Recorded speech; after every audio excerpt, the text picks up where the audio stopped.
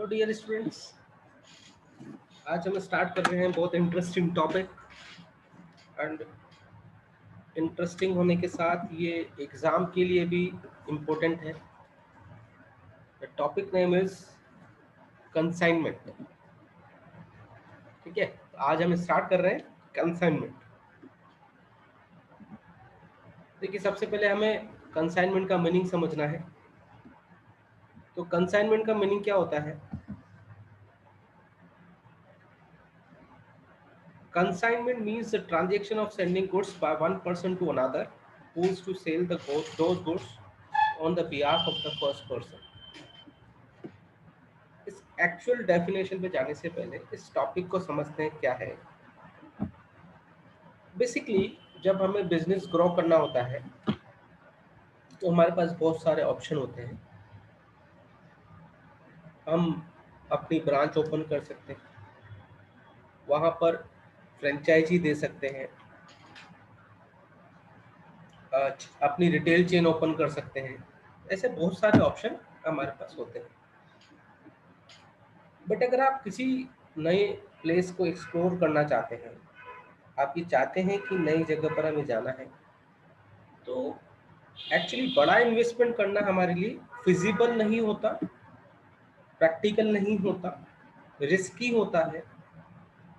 तो हम एक रास्ता चुनते हैं कि भाई हमें कुछ टाइम तक ऐसा पता लगे कि उस एरिया में क्या लोग परचेज करते हैं, किस तरह का बिजनेस वहाँ पे होगा, क्या वहाँ की मेंटेलिटी है लोगों की, ये हमें पता करना है। तो हम एक रास्ता चुनते हैं, दैट इज कंसाइनमेंट।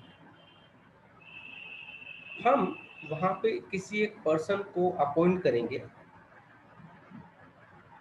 जो हमारे बिहाफ पर हमारा गुड्स पब्लिक को सेल करेगा।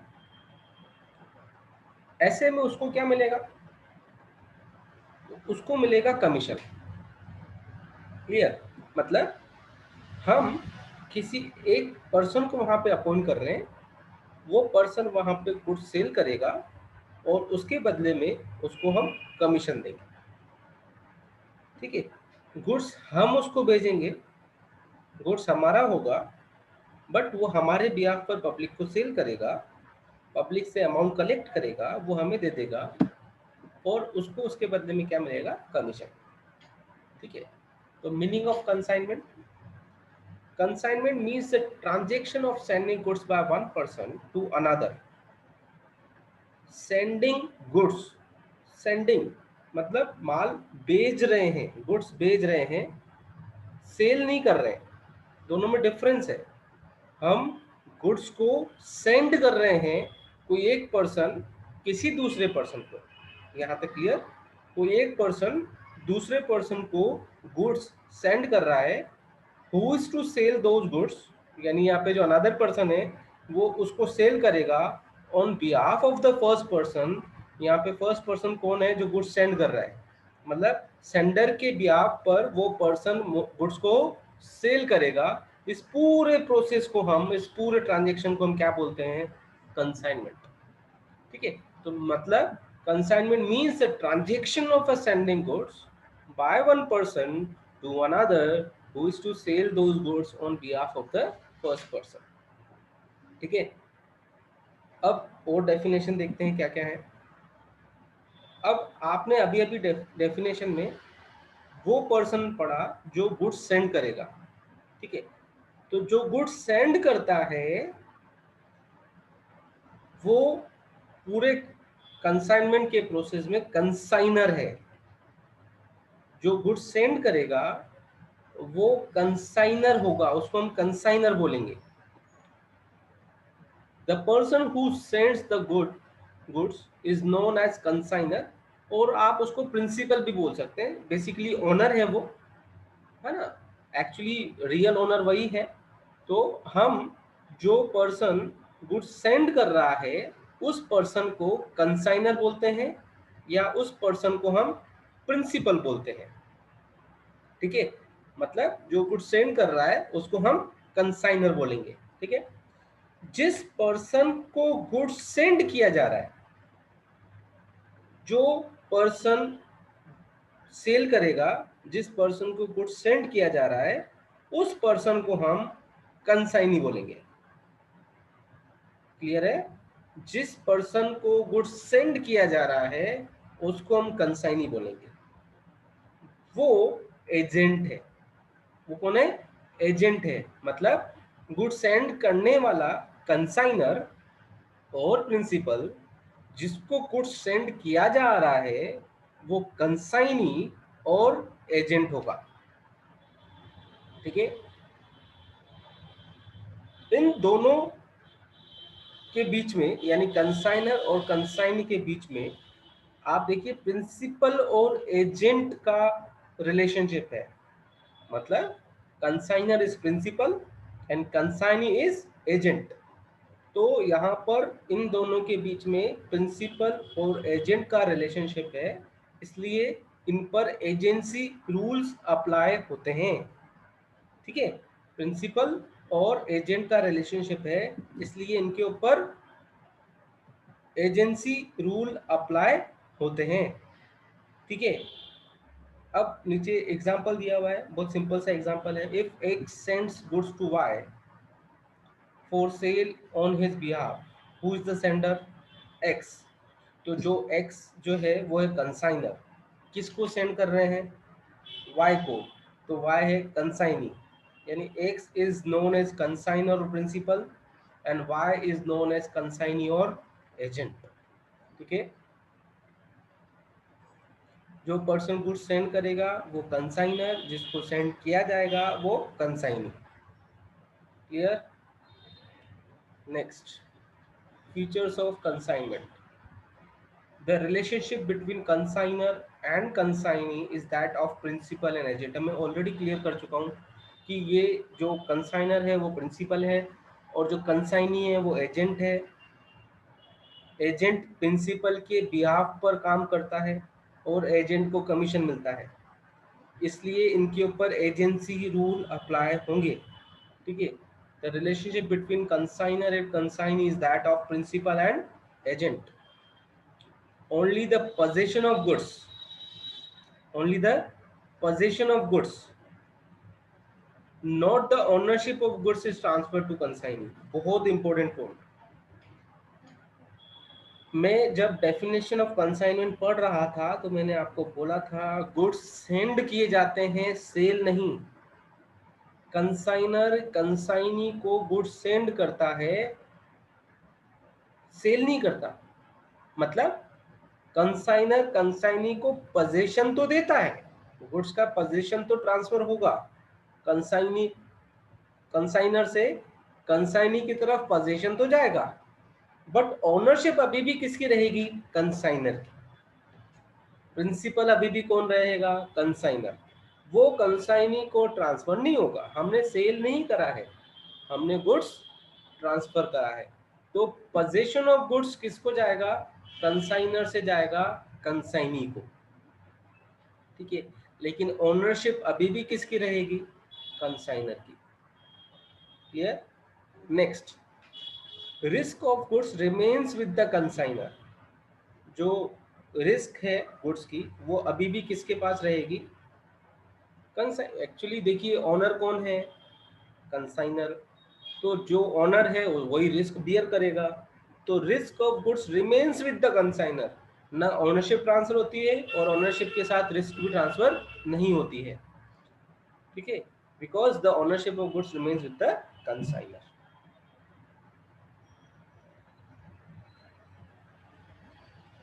Next, consignee is entitled to reimbursement of expenses incurred by him. Again, the concept in basic is same. Consignee agent है।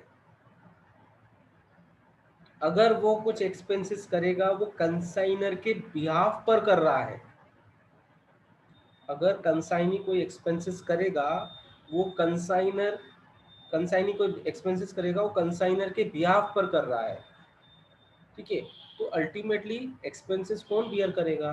कंसाइनर। यानी अगर कंसाइनी ने कोई एक्सपेंसेस करे हैं तो एक्सपेंसेस का रीइंबर्समेंट करेगा कंसाइनर उसको, क्लियर है? कंसाइनर उसको एक्सपेंसेस का रीइंबर्समेंट करेगा, ठीक है? Consignee is entitled to an agreed remuneration. Consignee को क्या मिलेगा? जो उसका रेम्यूनरेशन है, that is generally commission, salary नहीं होती, वो एजेंट है, एम्प्लॉय नहीं है, तो कंसाइनी को जो रेम्यूनरेशन होता है वो कमीशन की फॉर्म में उसको दिया जाता है, क्लियर? अब लास्ट पॉइंट, प्रॉफिट और लॉस किसको होगा? देखिए प्रॉफिट और लॉस एसोसिएटेड होता है रिस्क के साथ, रिस्क एसोसिएटेड है ओनरशिप के साथ। ओनरशिप किसकी है? कंसाइनर की। तो रिस्क भी किसकी है? कंसाइनर की। तो प्रॉफिट और लॉस भी किसका है? कंसाइनर का, ठीक है? तो प्रॉफिट और loss on sale of goods sent on consignment belongs to the consignor, clear है? Okay, next, difference distinction between consignment and sale. हमें पता होना चाहिए दोनों में क्या डिफरेंस है। तो अगर first point nature of relationship की हम बात करें, तो कंसाइनमेंट के अंदर दो पर्सन जो होते हैं उनमें प्रिंसिपल और एजेंट का रिलेशनशिप है। कंसाइनर और कंसाइनी के बीच में प्रिंसिपल और एजेंट का रिलेशनशिप है। जबकि सेल का अगर ट्रांजैक्शन होता है तो सेल ट्रांजैक्शन में बायर, मतलब दो जो पर्सन होते हैं, एक सेलर एक बायर, तो सेलर और बायर में जो रिलेशनशिप होता है वो क्रेडिटर एंड डेटर्स का होता है, ठीक है? जो बायर है वो डेटर और जो सेलर है वो creditor. Next, ownership and possession of goods. In case of consignment केवल पोजेशन ट्रांसफर होता है, ओनरशिप ट्रांसफर नहीं होती है। इन केस ऑफ कंसाइनमेंट केवल पोजेशन ट्रांसफर होता है, ओनरशिप ट्रांसफर नहीं होती है। जबकि सेल के केस में पोजेशन भी ट्रांसफर होता है, ओनरशिप भी ट्रांसफर होती है। सेल के केस में पोजीशन भी ट्रांसफर होता है, ओनरशिप भी ट्रांसफर होती है, ठीक है? रिस्क ऑफ गुड्स, वो सिंपल, जब कंसाइनमेंट की बात करते हैं तो ओनरशिप ट्रांसफर नहीं होती है, तो इसका मतलब रिस्क भी ट्रांसफर नहीं होती है, ठीक है? रिस्क किसके पास रहेगी? कंसाइनर के पास ही रहेगी। और सेल के अंदर जब ओनरशिप ट्रांसफर हो जाती है तो सेल के बाद की रिस्क किसके पास पहुंच जाती है? बायर के पास पहुंच जाती है। Risk remains with the buyer, क्योंकि वहां पे ओनरशिप ट्रांसफर हो जाती है, ठीक है?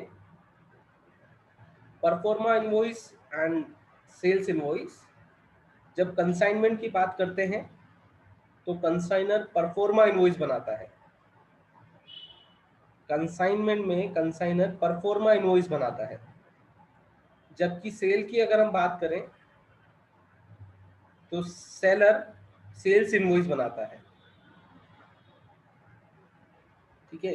मैं वापस रिपीट कर रहा हूँ, कंसाइनमेंट में कंसाइनर परफॉर्मा इनवॉइस बनाता है, अभी बहुत डिटेल में बात करेंगे परफॉर्मा इनवॉइस क्या होता है। और सेल्स के केस में सेल्स इनवॉइस बनता है कि भाई सेल हो गया है, ठीक है? तो कंसाइनमेंट में परफॉर्मा इनवॉइस और सेल्स में sales invoice. Subject matter of dealing, consignment केवल मूवेबल प्रॉपर्टीज का पॉसिबल है।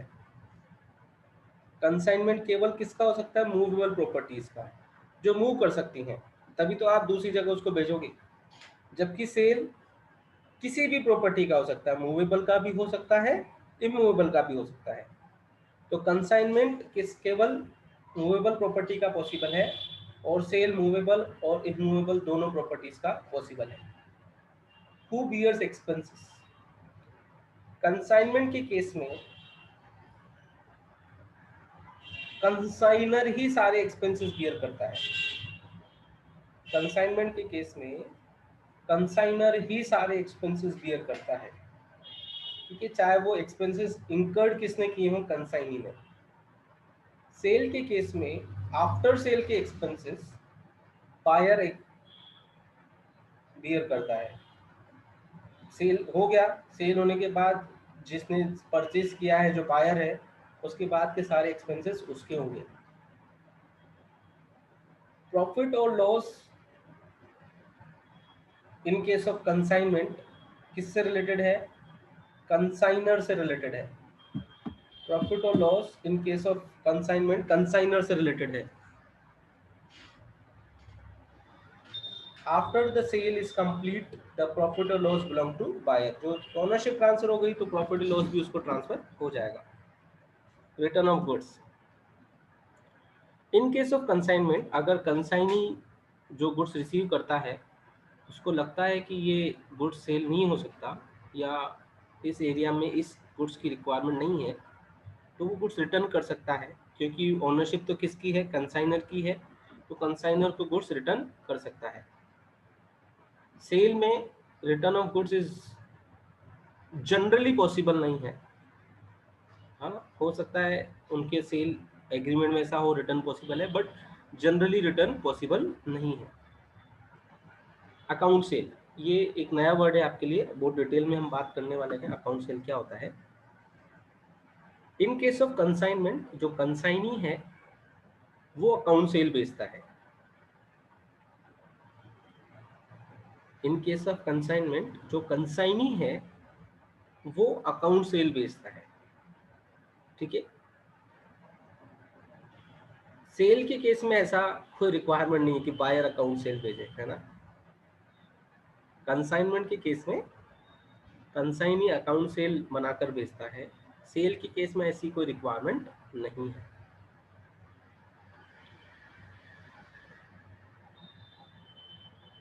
Last, unsold goods. जो कंसाइनी के पास अनसोल्ड स्टॉक होगा, अनसोल्ड गुड्स होगा, वो कंसाइनर का है ना, तो उसको हम कंसाइनर का स्टॉक ट्रीट करेंगे। और सेल के केस में ऐसा कुछ नहीं है, जो बायर के पास गुड्स पड़ा है वो बायर का है। ठीक है, सेलर का उसमें कोई रोल नहीं है। तो ये कुछ डिफरेंसेस थे कंसाइनमेंट एंड सेल में। नेक्स्ट, अब बहुत एक वर्ड हमने यहाँ पर यूज किया था, that is proforma invoice.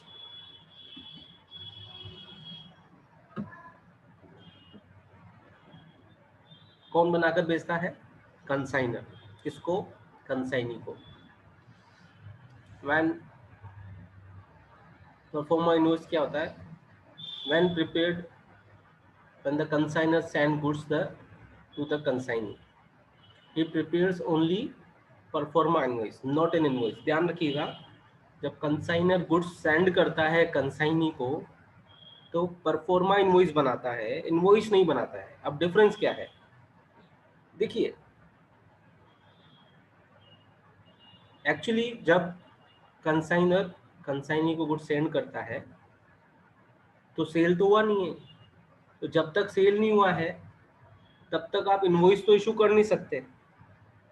But consignee को ये तो बताना पड़ेगा ना भाई कितना गुड्स सेंड किया है, क्या उसकी क्वालिटी है, क्या क्वांटिटी है, किस वैरायटी के हैं, किस प्राइस के हैं, कितने एक्सपेंसेस हैं, क्या कॉस्ट है, ये सब कंसाइनर कंसाइनी को बताएगा।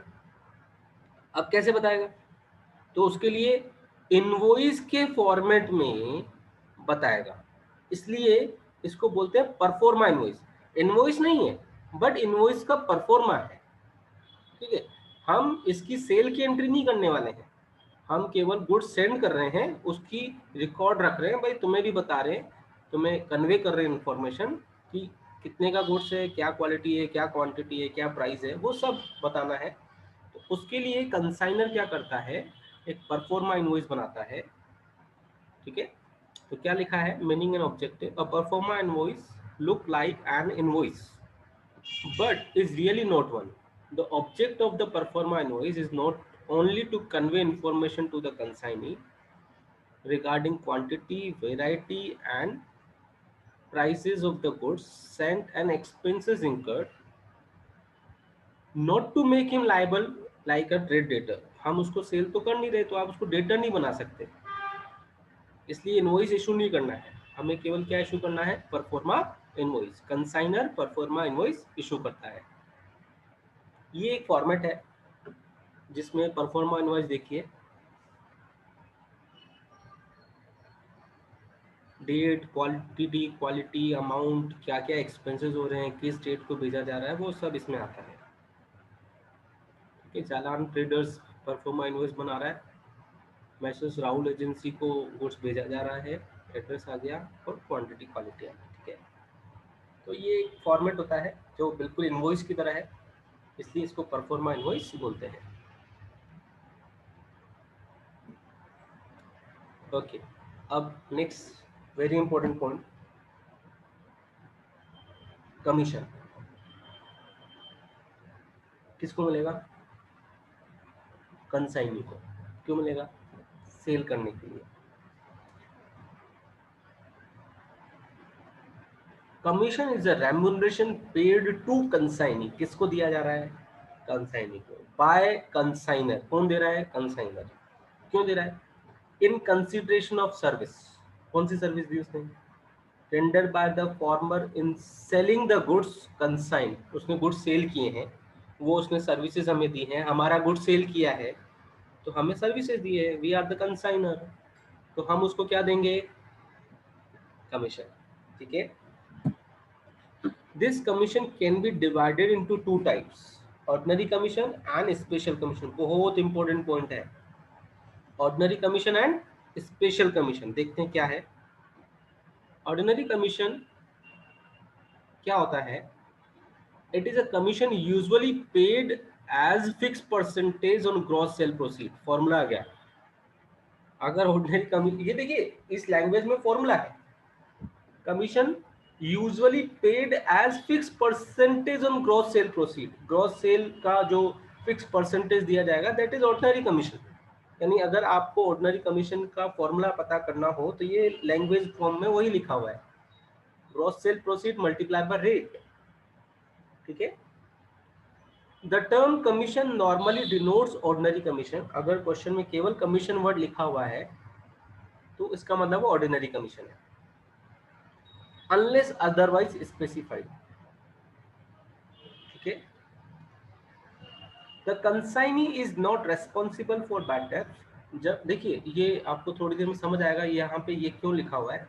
अगर ऑर्डिनरी कमीशन दिया जाता है तो कंसाइनी बैड डेब्ट्स के लिए लायबल नहीं होगा, मतलब डेटर से अमाउंट कलेक्ट हो जाएगा, इसकी कोई जिम्मेदारी उसकी नहीं होती है।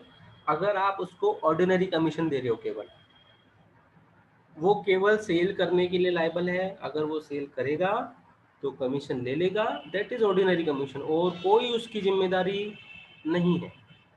ठीक है, अब बात करते हैं स्पेशल कमीशन की। This is a commission which the consigning gets over and above the ordinary commission. Ordinary commission के अलावा एक्स्ट्रा में जो कमीशन दिया जाता है that is special commission. It can be sub divided into two categories, overriding commission and del credit commission. ठीक है, अब ये क्या होते हैं देखते हैं। देखिए overriding commission basically extra commission है। इस वर्ड को समझिए पहले, बाद में रीड करते हैं। Overriding commission basically extra commission है। जनरली क्वेश्चंस में ये क्यों दिया जाता है? से फॉर एग्जांपल एक्स कुछ गुड्स रेमिट करता है, कुछ सेंड करता है वाई को, बोलता है 100 रुपीज में सेल करना। अगर आप 100 रुपीज से ज्यादा में सेल करेंगे तो जितने ज्यादा में सेल करेंगे उस पर आपको हम कमीशन दे देंगे। से फॉर एग्जांपल एक्स ने वाई को गुड सेंड किए, 100 रुपीज में सेल करना है, वाई ने उसको 130 में सेल कर दिया, तो 130 और 100 का डिफरेंस यानी 30 रुपीज पे जो कमीशन दिया जाएगा दैट इज ओवरराइडिंग कमीशन। मतलब जो इनवॉइस प्राइस था, जिस प्राइस पे कंसाइनर गुड सेल करने को बोलता है, उससे ज्यादा पे सेल करने के लिए बोले तो जो डिफरेंस अमाउंट होगा उस पे जिस कमीशन की कैलकुलेशन की जाती है वो ओवर राइडिंग कमीशन होता है। एक्चुअल सेलिंग प्राइस और इनवॉइस प्राइस के डिफरेंस पर जो कमीशन कैलकुलेट किया जाता है उसको ओवर राइडिंग कमीशन बोलते हैं। 100 रुपीज में एक्स ने बोला था सेल करने को, वाई ने 130 में सेल करा, तो 30 रुपीज पे जिस कमीशन की कैलकुलेशन होगी वो ओवर राइडिंग कमीशन होता है। ठीक है, तो देखिए क्या लिखा है, meaning overriding commission is an extra commission allowed over and above the normal commission। क्यों दिया जाता है, अब वो बता रहा है क्यों देते हैं। when the agent is required put in hard work in introducing a new product, अगर नया प्रोडक्ट आया है उसके लिए जो कमीशन एक्स्ट्रा दे रहे हैं दैट इज ओवरराइडिंग। अगर आपको सुपरवाइज का काम एक्स्ट्रा करना है, बहुत सारे एजेंट हैं आपके उस एरिया में, उसके लिए आपको जो कमीशन दिया जा रहा है एक्स्ट्रा वर्क के लिए दैट इज ओवरराइडिंग कमीशन।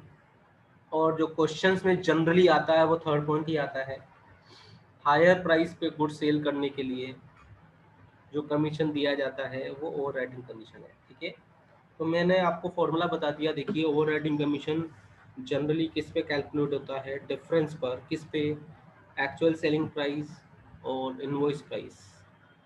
ठीक है, how to calculate, depending upon the term of the agreement it may be calculated on actual total sales or the difference between actual total sales and sales at special selling price or invoice price। Generally इसी पे calculate होता है, difference पर। However in the absence of any such agreement, अगर कोई ऐसा कोई agreement नहीं कि किस पे कैलकुलेट होगा, तो overriding commission should be allowed on the difference between the actual total sales and sales at specified selling price, जिस पे बताया गया था इस पे सेल करना है, उन दोनों के डिफरेंस पर कैलकुलेट होता है। And ordinary commission should be allowed on total sales, वो मैं ऑलरेडी क्लियर कर चुका हूँ कि ऑर्डिनरी कमीशन टोटल सेल्स पे होगा। ठीक है, और ओवरराइडिंग कमीशन डिफरेंस पे होगा। ठीक है, next and last one is del credere commission. अभी डेल क्रेडर कमीशन क्या होता है, देखिए मैं रिवाइज करा देता हूँ जल्दी से। ऑर्डिनरी कमीशन सेल्स के लिए है तो टोटल सेल्स पे कैलकुलेट होगा।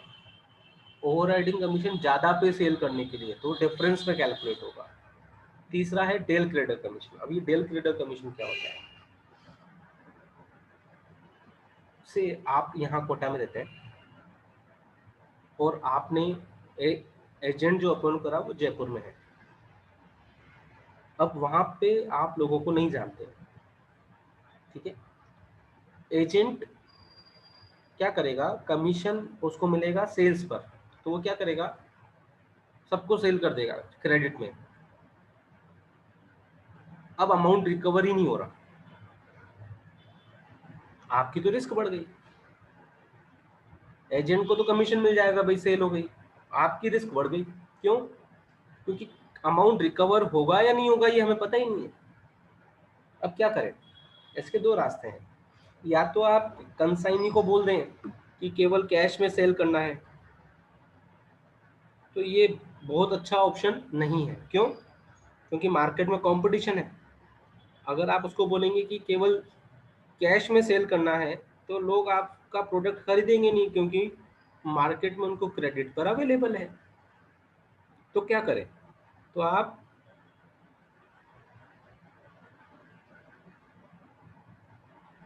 कंसाइनी को बोलते हैं कि भाई ऐसा है, आप गुड सेल करिए, आप रिकवर करने की लायबिलिटी ले लीजिए, हम आपको एक्स्ट्रा कमीशन दे देंगे।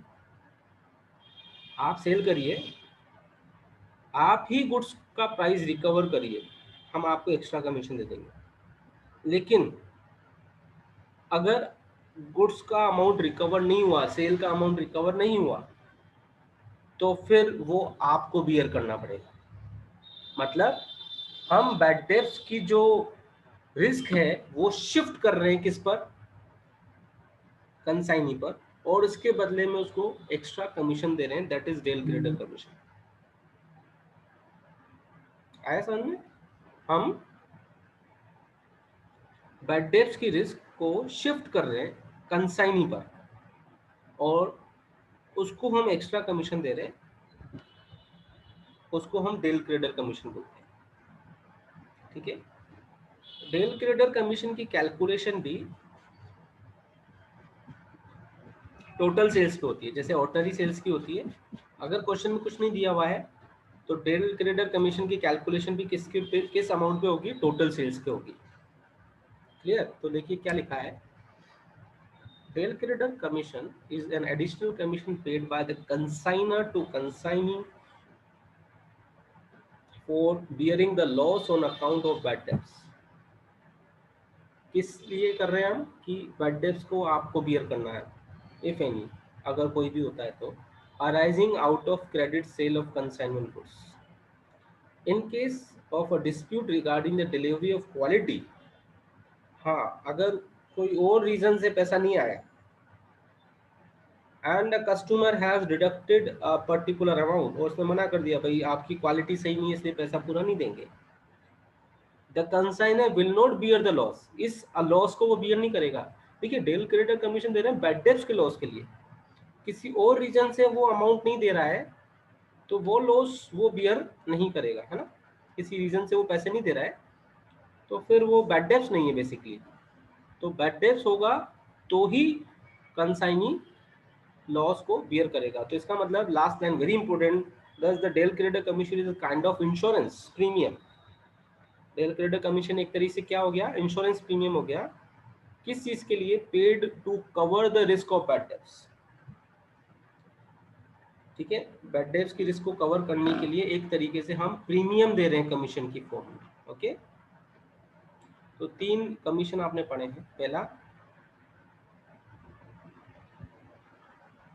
ऑर्डिनरी टोटल सेल्स में, मैं बार बार रिपीट कर रहा हूँ, क्वेश्चन में ध्यान देना, ऑर्डिनरी टोटल सेल्स पर, ओवरराइडिंग डिफरेंस पर, and del creditor again total पर। Who will bear the bad debts, अगर आप डेल क्रेडिटर कमीशन दे रहे हो तो कंसाइनी, डेल क्रेडिटर कमीशन नहीं दे रहे हो तो कंसाइनर। हाउ टू कैलकुलेट, तो जनरली टोटल सेल्स पे होगा। अगर क्वेश्चन बोलता है क्रेडिट सेल्स पे देना है फिर वो क्वेश्चन के हिसाब से करेंगे। अगर क्वेश्चन साइलेंट है तो हम टोटल सेल्स पे डेल क्रेडिटर कमीशन की कैलकुलेशन करेंगे।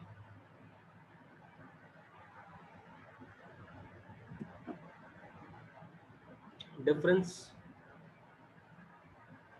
ऑर्डिनरी सेल, ऑर्डिनरी कमीशन क्यों देते हैं, सेल्स के लिए। डेल क्रेडिटर कमीशन क्यों देते हैं, बैड डेब्ट्स की रिस्क क्लियर करने के लिए। ऑर्डिनरी कमीशन, इनकी गारंटी क्या है, in return of this commission consigning guarantees only proceeds of cash sale, बाकी और कोई गारंटी नहीं देता। भाई जो कैश सेल से पैसा आएगा वो मैं आपको दे दूंगा, और जो क्रेडिटर से डेटर से आएगा वो भी दे दूंगा, बट कोई गारंटी नहीं। In case of del creditor commission उसको पूरी प्रोसीड की गारंटी देनी पड़ती है, कैश सेल की भी और क्रेडिट सेल की भी। How to calculate ordinary commission total sales पे, डेल क्रेडिटर वैसे तो टोटल सेल्स पे होता है लेकिन अगर कुछ एग्रीमेंट प्रोवाइड करता है तो वो उसके अकॉर्डिंग होगा।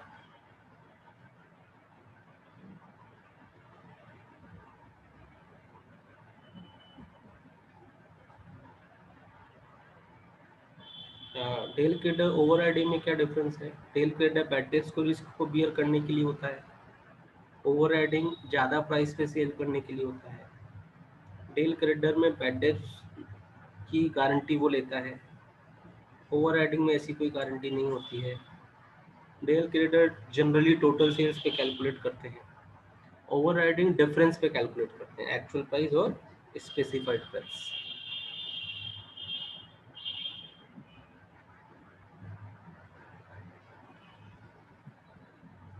Okay, next theory topic is account sale. वापस मैं रिपीट करता हूँ, एक्स ने वाई को गुड्स सेंड किया, एक्स उसको परफॉर्मा इनवॉइस बना के बेचेगा, मतलब कंसाइनर कंसाइनी को परफॉर्मा इनवॉइस बनाकर बेचता है। वाई ने गुड्स सेल कर दिया, अब वो भी तो इन्फॉर्मेशन देगा एक्स को कि कितना गुड सेल हुआ, कितने में हुआ, क्या क्या एक्सपेंसेस मैंने करे हैं, कंसाइनी भी तो इन्फॉर्मेशन देगा। तो कंसाइनी उसको अकाउंट सेल बनाकर बेचता है, कंसाइनर परफॉर्मा इनवॉइस बनाकर बेचता है, कंसाइनी अकाउंट सेल बनाकर बेचता है, ठीक है। तो meaning, an account sale is a statement send by consignee to consignor periodically। Consignee बनाकर बेचता है कंसाइनी को। इसमें क्या क्या होता है? सेल्स, कितनी सेल्स हुई है, expenses incurred on behalf of consignor, उसने कौन कौन से एक्सपेंसेस करे हैं। कंसाइनी खुद बताता है मेरा कमीशन इतना बनता है, मैंने इतना एडवांस दे रखा है और इतना मेरा बैलेंस है। इस पूरी इंफॉर्मेशन को हम क्या बोलते हैं? Account cell. सेल्स अकाउंट नहीं बोल रहे हैं, account sale. In account sale is different from sales account. Sales account अलग है, हाँ, ये अकाउंट सेल है, ठीक है। ये इस तरीके का फॉर्मेट होता है। एक्चुअल सेल कितनी हुई है, उसमें से एक्सपेंसेस लेस कर देता है, कमीशन लेस कर देता है, फिर वो बता देता है भाई इतना पैसा मुझे देना है।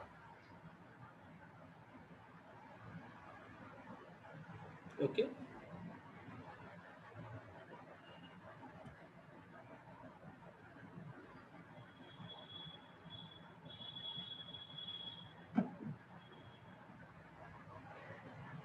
चलिए आज यहाँ तक रखते हैं, बाकी कल करेंगे।